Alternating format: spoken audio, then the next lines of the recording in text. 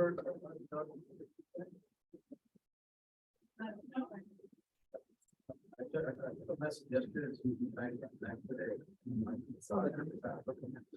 right, so How we doing?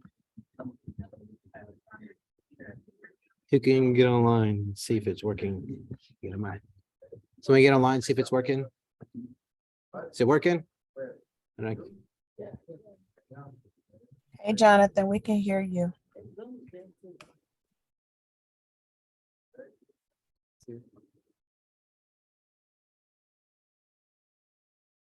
Sharing that screen.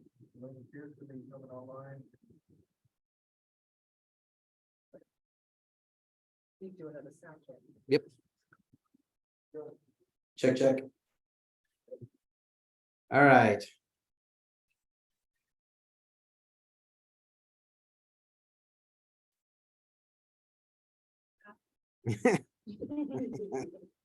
Yeah, before it goes out again, it did say Edge is going to restart in 45 minutes. Hopefully we're not using Edge.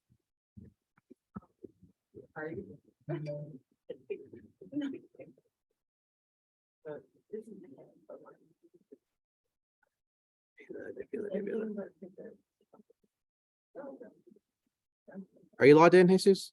I don't see you in attendance.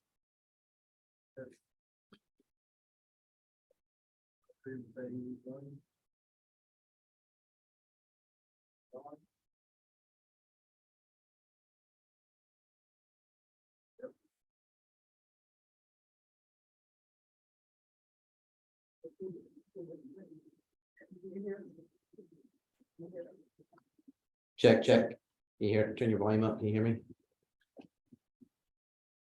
We lost everybody. Everybody's gone. All right. Well, let's try this again. For the record. All right.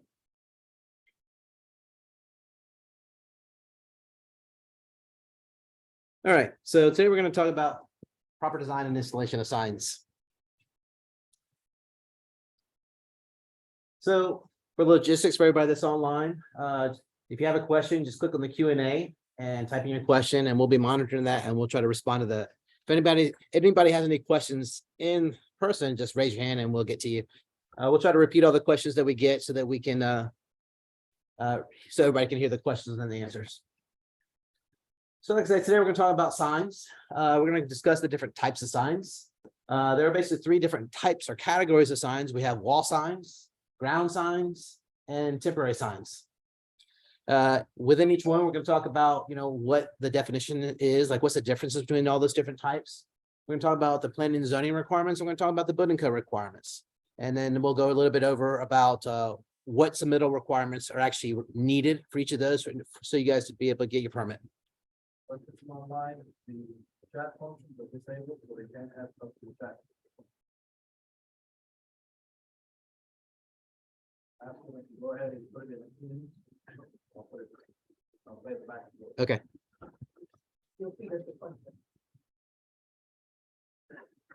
All right, so we're going to talk about the different types of signs, and I'm going to give it to Laquita, and she's going to talk about that for us.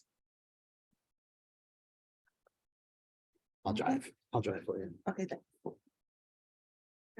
Good morning, everyone. Like Jonathan said, we're gonna talk about the different types of signs. And here at the City of Seven Springs, we identified 9 different kinds of signs. Next slide.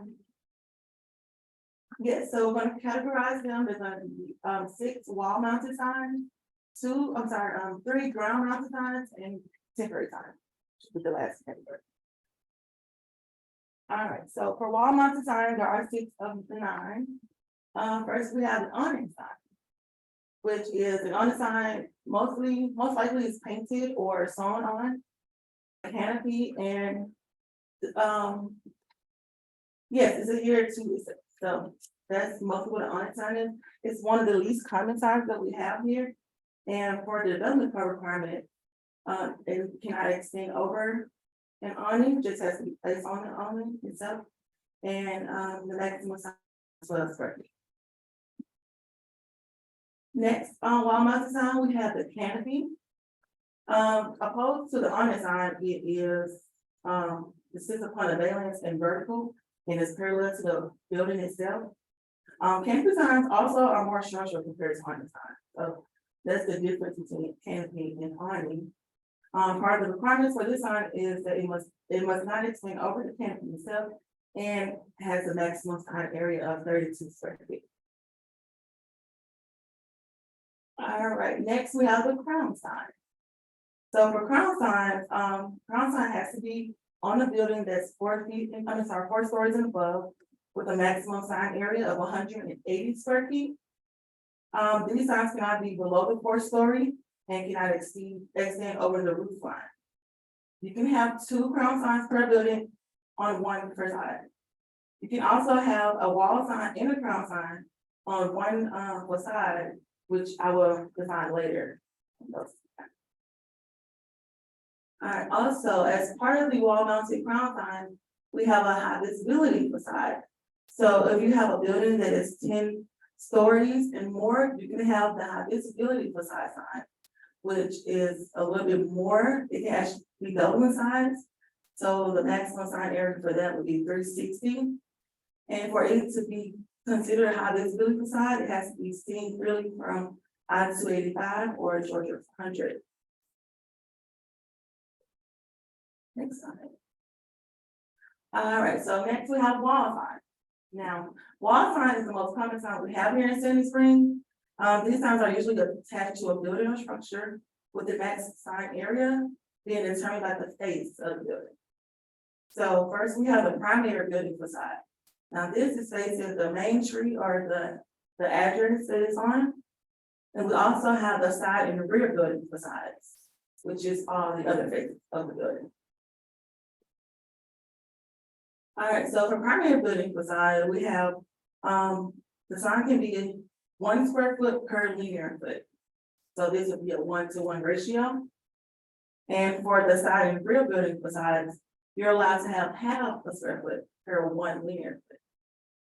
And if your sign or your building facade is less than 32 square feet, then your maximum sign area is 32 square feet. All right, so now we have a little game to determine which sign is allowed and which sign will be an automatically fail.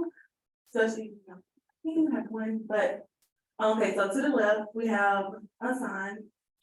And the length of the sign is 10 feet and the height of the sign is 4 feet on the left side. And then on the right side, it's an 8x4 sign. So we see here that it's facing the primary building facade and the linear foot is 35 square feet. So we give you a second to think about which sign is allowed and which sign is not. We got one for the right. Come on, guys. Any guesses? Left or right? The The one on the right works or doesn't work?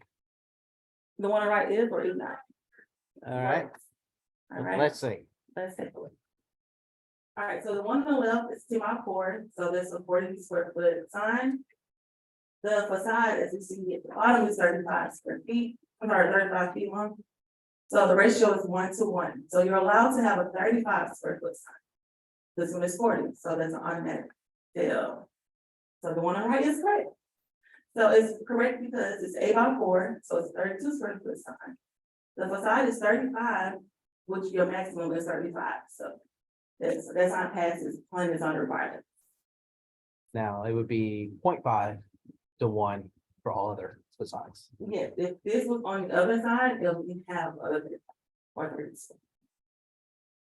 not gonna work. They won't.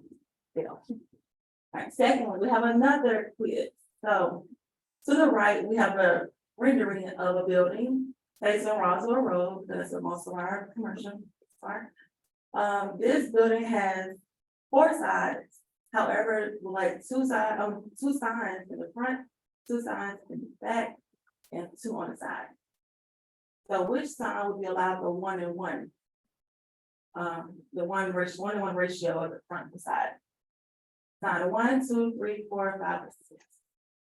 Okay, so it'll be sign number 1 and number 2. Those 2 signs will be allowed to have 1-and-1 ratio for the maximum sign allocation.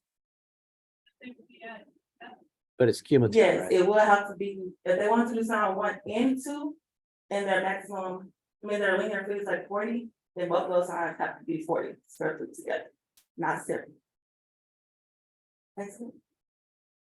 All right, and so the other signs will be half a square foot, per 1 linear foot.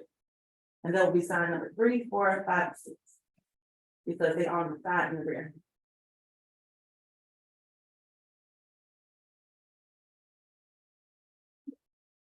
Like, yeah, I said, all the signs, sign 4 and 5 will have to be combined, half the linear for sign. Or just one larger sign. Yes, or just one large sign. All right, shingle sign. Shingle may be the least common of the wall signs, wall mounted signs that we have. They are signs that extend from a building of an 90-degree angle. And it kind of hangs from a bracket. The maximum sign area for this sign is 9 square feet. All right, and lastly, of the wall mounted signs, we have the projecting sign, which is closely related to the shingle sign, instead it does not hang from the bracket, but instead from the wall itself. These signs cannot extend over a roof, and the maximum area is 48 square feet. All right, now I will turn over to building manager, building official, Jonathan, talk about the International Building Code.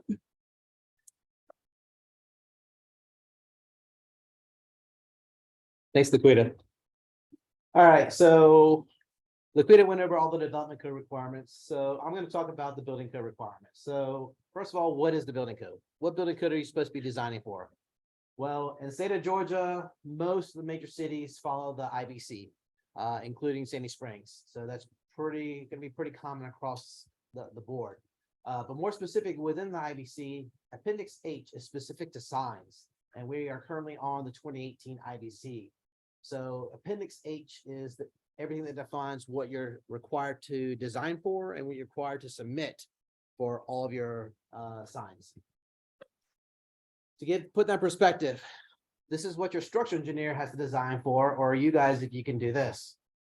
So we have wind speed. This is what all things have to be built for. Signs have to be built to the same design criteria as a new building, the exact same, the same forces, the same wind, the same seismic. So for us, what does that mean in real world? Means we're designing for a wind speed for risk category 2, which is business and residential. That's the most common. That's what all your signs are more than likely going to be designed for, is 105 mile-an-hour wind. Sounds like a lot because it is a lot, but that's a 3-second gust. It's the same scale that they use for hurricanes. Put in perspective, that's a category 2 hurricane. That's what you have to design your signs for, is a category 2 hurricane. All right. It's 95 to 110 mile an hour. So you're in the upper limits of a category 2 hurricane.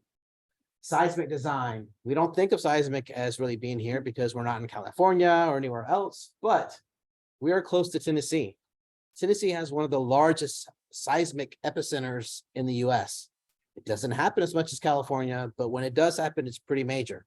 South Carolina is the same thing, around Charleston, exact same thing. Not too big, or it doesn't happen that often, but when it does, it's going to be a big one. So because of our proximity to it, we are impacted by those. So we designed for a site design category C. All right. What does that mean? Category B, or category site design category B is normal. That's normal construction. You don't have to do anything special. So C means you have to do a little bit more. But because we're at 105 mile-an-hour wind, they're basically a wash. They basically, from a structural engineering perspective, have the same requirements. Wind might just slightly outdo it for signs in particular. So this is something that we would get, typical submittal when somebody tries to show us how it's supported. And you can see it just says down there, highlighted, number 8, says attachment varies with wall type. This doesn't really show anything. This just shows me a cross section of your sign. It doesn't tell me what the structure that you're attaching to or any information that's of any relevance for you to be able to take that drawing, or for us to be able to review it and approve it, and for you to give it to your installer and expect them to know what to do. All right. Signs are located primarily overhead. That means it's classified legally as an overhead safety hazard, meaning if it falls from above and it lands on somebody, and they get hurt or injured or killed. So that's why we take this very seriously. So for this particular one, what are we missing? We're missing the entire connection detail to the existing wall framing. You know, what is the existing wall type? Are you attaching to metal studs, wood studs, ephes, brick, CMU, concrete wall? What is it? You need to know, you have to tell us exactly what it is for each of these specific wall types. And how are you supporting the sign? So now that you know what you're attached, how you're attached to, how are you going to attach to it? All right. For example, you cannot attach to brick veneer. It is not allowed. The code specifically says that. The reason why you can't attach brick, everybody thinks of it as a solid surface, which it is, but that's down in compression up and down. But the second I try to hang something off of it, I put like a bending, a torque, a moment. It's called a moment. And that tries to twist and it pulls the top bolts out and it pushes the top ones in. And if these older buildings don't have any ties on it, you would just rip the brick right off, especially if I get 105-mile-an-hour wind going by. All right. So what does it mean? All right, so put this together, it's kind of a quick sketch. So on the left-hand side, you have the letter. That's called a channel letter. And typically there's some angles that attach to that. I'm showing it attached to the through brick veneer to a wall framing behind it. So what is the wall framing behind it? In this case, it's metal studs or it'd be wood studs. That's probably the most common that you're going to see for all these commercial retail strips. It's going to be metal studs, even if it's a steel building or a concrete building. All the infill is usually with metal studs or wood studs. So probably 80, 90% of the time, that's probably what you're going to run into. But the problem is the spacing for is probably not going to align with your stud spacing, which is typically 16 inches on center. So you're going to be attached to basically nothing. All right, because you're not allowed to attach to the brick. And the sheathing could just be like a felt board. You know, so there's nothing structural there. So you can't just say attach to studs because you don't know where the studs are unless you have x-ray vision and can see through the brick. So typically what you're going to do is you're going to have to go through the brick and you're going to end up being between the studs. So in order for that fastener to have something to attach to, you have to put what's called a blocking behind it. That can be another metal stud, it can be a piece of unistrut, it can be a 2x4, just depending on the type of construction it is. All right. And then that gives you a continuous horizontal member for you to attach to anywhere you want. Because if I have my, like, look at the elevation on the right. The red circles indicate the fastener locations. That's the other thing that I need to see. You can show me here, hey, I have this size fasteners, but I don't know how many or where they are. But those are spaced 24 inches on center. My studs are 16 inches on center. I'm going to be in between studs pretty much all the time, which means I'm not going to hit something. That's why you have to put a continuous horizontal piece of blocking there. The minimum size bolt is a 3/8 inch per code. So what do we need for wall sign permits? All right. Well, we obviously need the application. We also need the owner's authorization, and that is from the property owner or the property manager. So what we don't want is for you to install a sign that the property owner or property manager does not want, or that they don't allow. Or some of them have a specific place, or they have a bracket that they, or some mesh screen that they installed outside their building facade because they didn't want to mess it up. And they want you to attach to that. All right, so that's the reason why we need the owner authorization. But once we get all the admin stuff out of the way, I have to have the proposed building elevation. All right, what I mean is I need the building, the suite overall dimensions on that. Why do we need the dimensions? Because like Laquita said, that's how we determine what your allowable size sign is. So I need the overall building or suite dimensions. I need the sign overall dimensions as well, so we can compare those two to see if it meets code. Then I need the wall connection detail, which is what we just talked about. I have to show the site-specific existing wall construction. What I don't want is a generic detail that says, use this for a brick, use this for a stud, use this for that, because that installer does not know what's there. He's going to pick one and go for it. All right, so you have to give me a specific detail for your specific connection. I also need an elevation view of the sign showing all the fasteners like we just showed as well. So now we're going to go back to ground mounted signs. I'm going to hand it back over to Laquita so she can talk about this.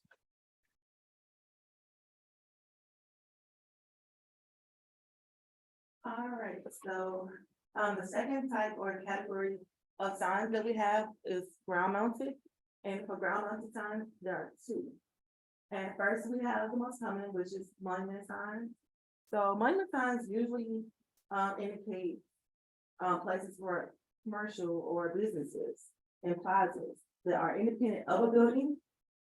These signs must have addresses listed on them and must be set back from the right of way. These signs have to be constructed of durable materials and they can be illuminated. So for the size restrictions, from the planning and zoning standpoint, you will have to know your frontage.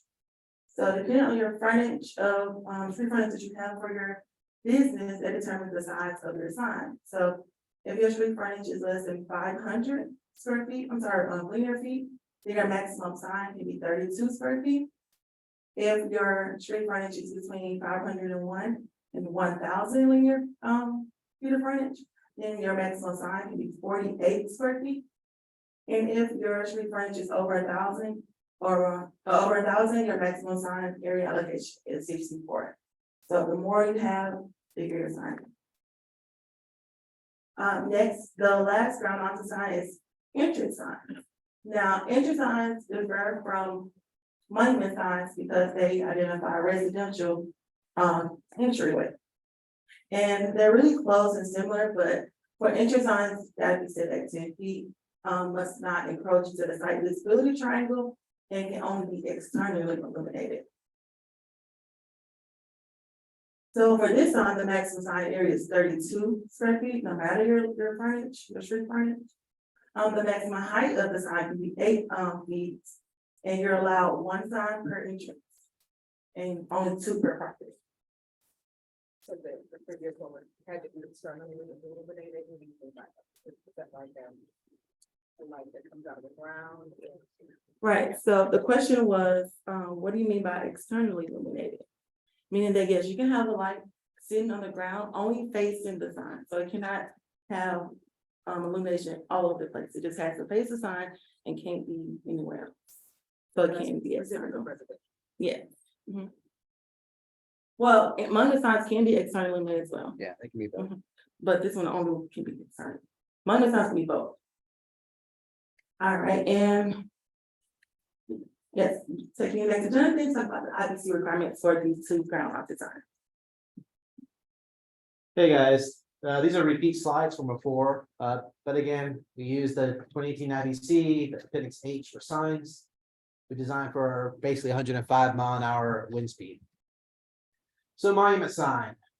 This is a typical submittal that we get often for monument signs. It's a nice, pretty rendering, well done. But it doesn't show us anything. This particular one did have overall dimensions of it, which is great. Sometimes we don't get that information, but we don't know how the sign is being built. Is this CMU? Is this concrete? Are these steel posts? Are these metal studs? You know, what's the foundation? How's this thing even staying up? What's it being supported by? So I need to know the size of the footing, the rebar, the clear cover, if there's dowels in it, depending on what type of construction it is. So here's a couple details that I kind of put together, kind of showing you the information that we need is required for them. So if it's a solid wall sign, you may have CMU, the one on the left, it may be CMU or maybe solid concrete. So for the wall itself, I need to know what is the reinforcement in it. First of all, what is it? Is it concrete? Is it CMU? You have to let me know. You have to tell me what type of reinforcing is in it. If it's concrete, you have to tell me what is the vertical rebar size and spacing, what's the horizontal rebar size and spacing. If it's CMU, same thing, vertical rebar size and horizontal, just for CMU walls, just so you guys know. Couple requirements horizontally for CMU walls is you have to put horizontal ladder or truss reinforcing in the joints every 16 inches on the center. So make every other block in the joint, you have to put some horizontal joint reinforcing. And also you have to have a bond beam at the top to tie it all together. And that's just basically a solid piece at the top that has one continuous piece of rebar in it. You have to tell me what it's sparing on, the footings. So specifically for CMU, the code requires that footing has to be at least as wide as the wall is on each side. So if you have an 8-inch CMU, that's gonna be 8 on each side of that. So that's 8, 16, 24-inch wide minimum footing. All right. If you have posts, sometimes we have steel posts and they just want to sleeve that over. Well, first of all, we don't allow columns for our signs, so you have to have a base around that. But in this case, if you can still do posts, some people will bury those in the ground. If that's the case, then you need to make sure that that post is active galvanized so that it doesn't corrode because it's in contact with the ground and moisture. But same thing, if you're gonna do just a traditional footing, like a 3x3 footing, I need to know the size and dimension, the footing reinforcement, the depth, which by the way, the minimum depth to the bottom of the footing is 12 inches. And that's because that's what our frost line is when it freezes. The ground freezes up to 12 inches. So if you have something shallower than 12 inches and when that ground freezes because there's moisture in it, that moisture expands and it's going to shove your footing right out of the ground. If you go up north, you will see that happen. That's why their stuff's buried like 3 feet down in the ground and things like that. So if you're using a post, you have to show me the base plate. How is that post attached to the footing? So you just have to complete the design. But that's what I'm looking for as far as the cross sections go for ground mounted signs. So basically I need this rendering that has all the dimensions on it, and then I need the structural cross section showing me how it's built. All right. A couple things to note, I will say for ground mounted signs is sometimes we get some of them that they show wood at the bottom of them because that's the style that they're using, but you can't have wood in contact with the ground because again, it can decay or rot faster. It's also susceptible to termites. So you really have to bring that up a little bit out of the ground. So typically you pour that footing and just let it stick up out of the ground a couple inches, and then you can go from there. That way it provides a barrier protection for that wood. So again, what do we need for ground mounted signs? Just like all the admin stuff, I need the application, the owner authorization, but also need a site plan showing the location of the sign on the property. All right, if you can give me a real site plan, if it's a brand new project, that's great.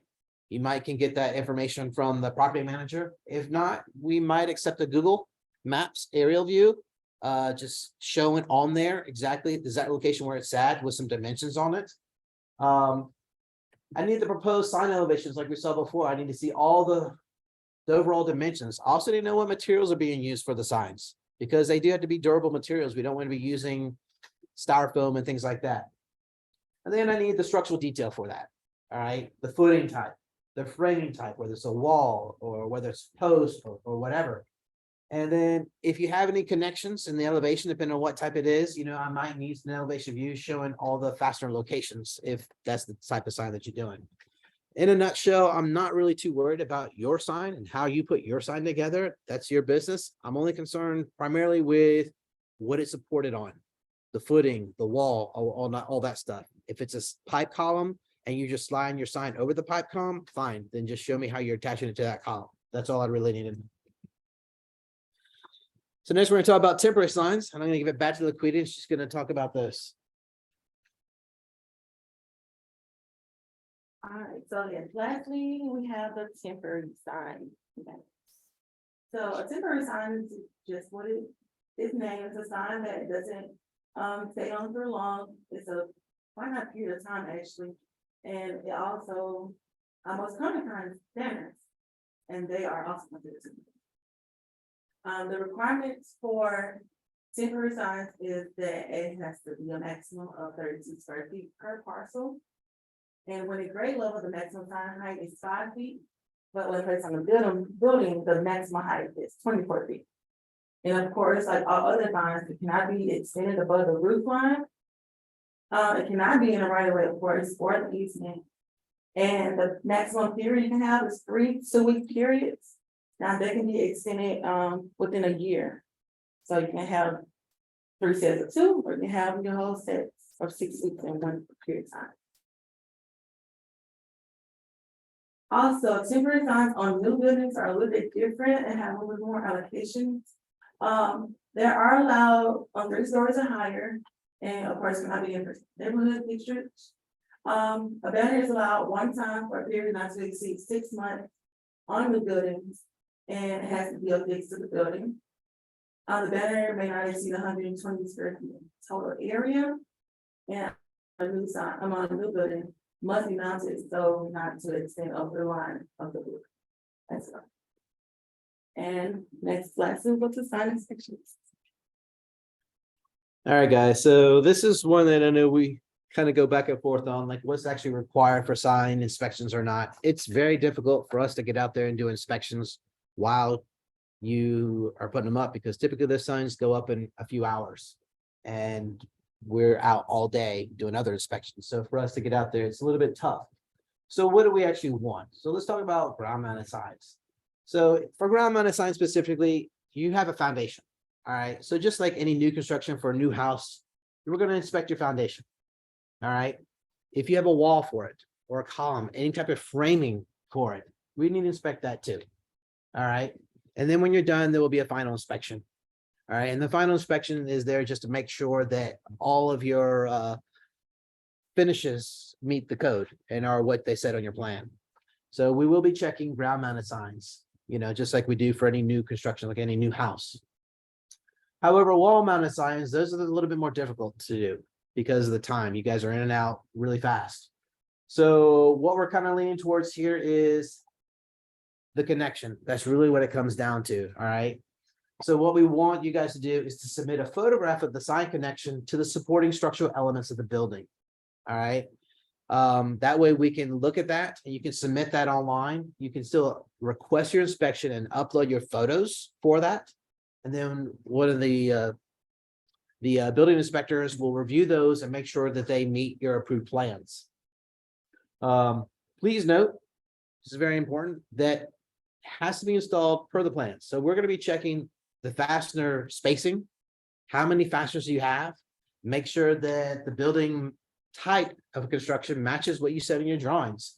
So you guys, when you're developing these drawings, you are going to have to go to the site and look at what these are built.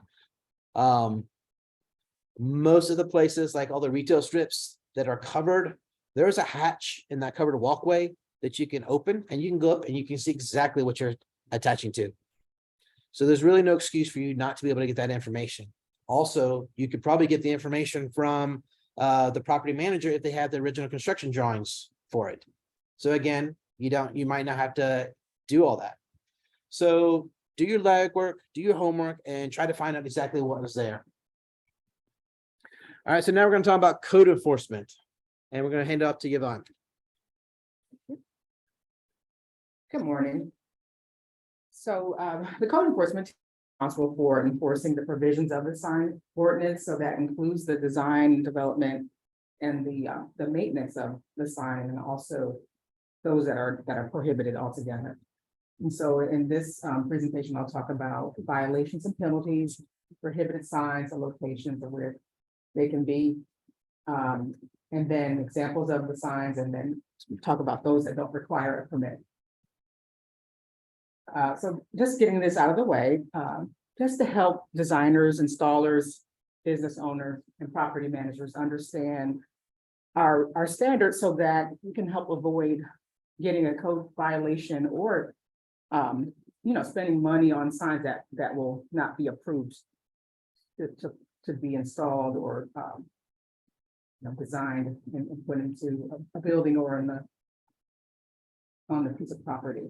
So violations and penalties, any sign that's not complying with our development or building code, it's a violation. And code enforcement can issue a notice or remove the sign. So that includes dangerous or defective signs. And we will not allow those types of signs to be maintained in the city. And we'll require the committee or the owner of the sign to repair it or remove it. And anytime these types of violations are maintained,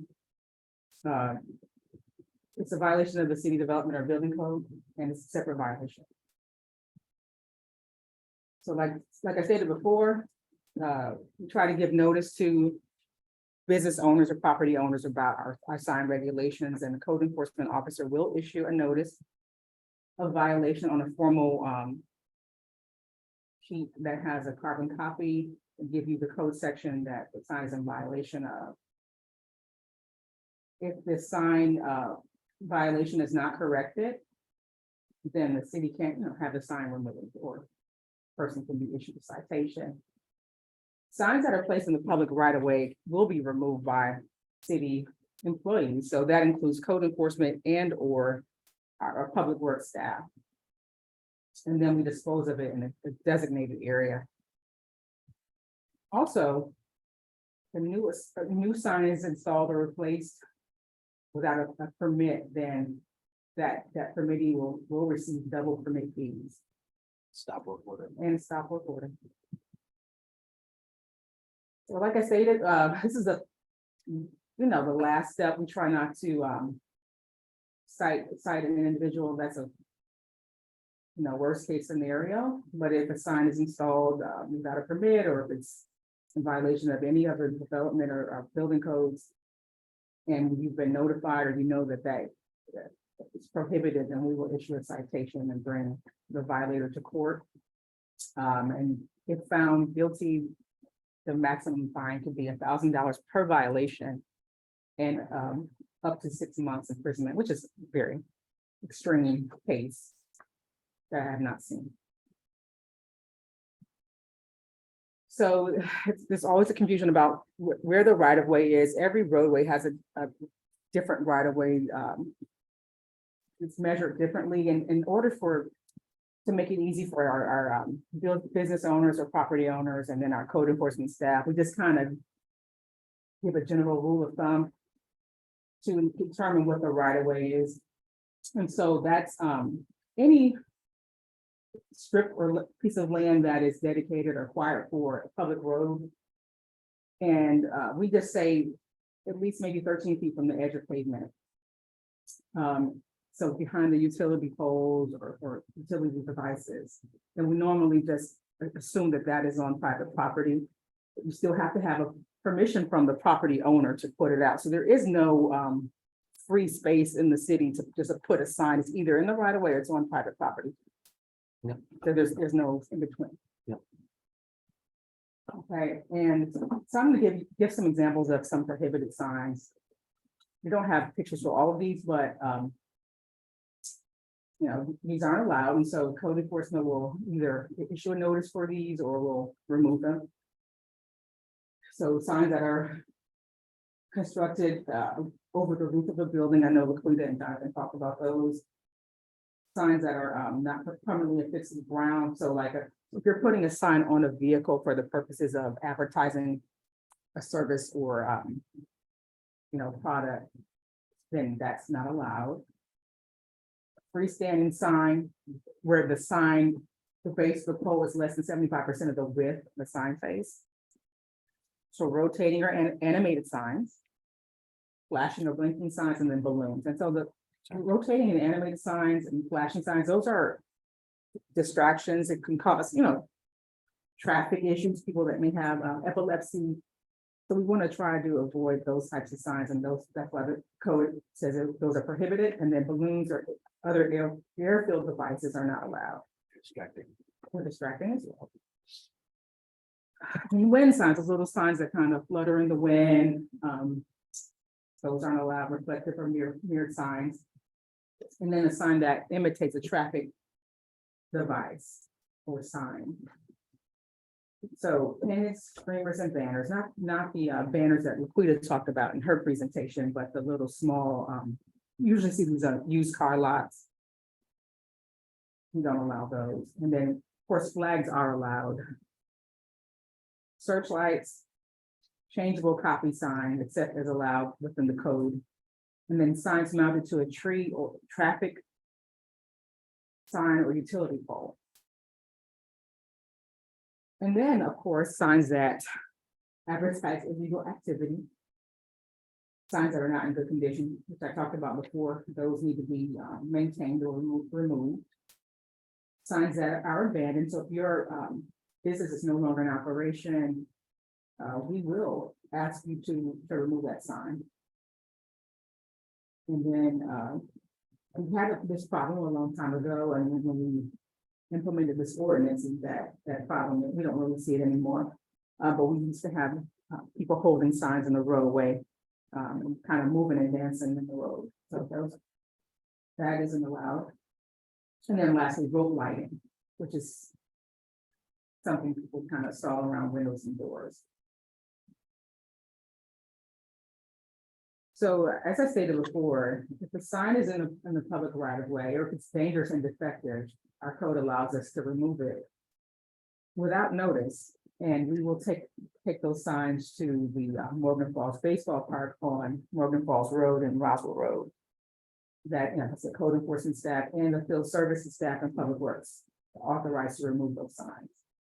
And we don't want signs in our other public properties like our public parks and any other public facility without permission.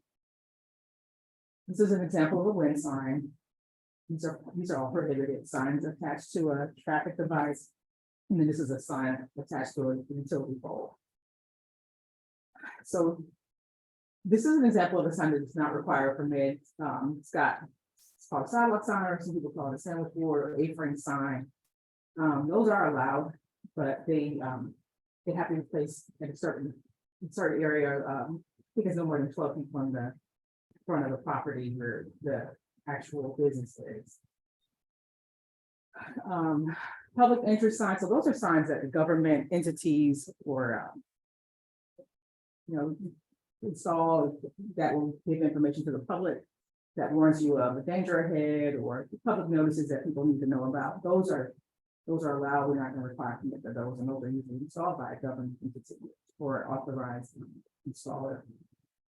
And then we don't require a permit for signs that are not visible from a neighboring property.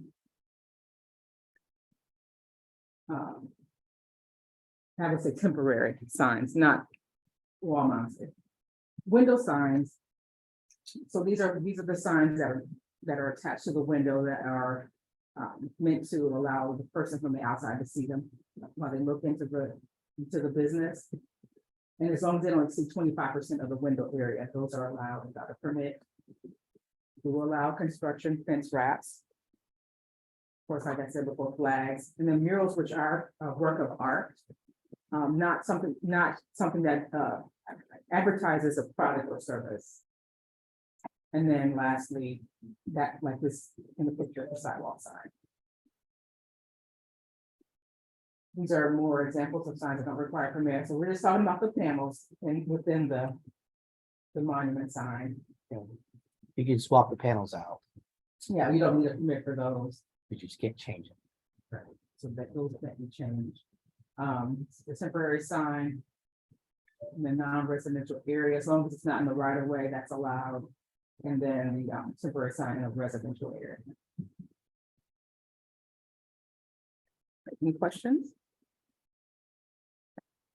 So, other than signs advertising illegal activities, is there any other content signs that's regulated? There are other things that aren't allowed. I believe profanity and nudity. There have been times over the years that the things are subjective and have to be kind of looked at more closely to determine if they see that, meet that standard. Any other questions? Thank you so much. All right, guys. Well, I appreciate you taking the time today. See if I have any questions.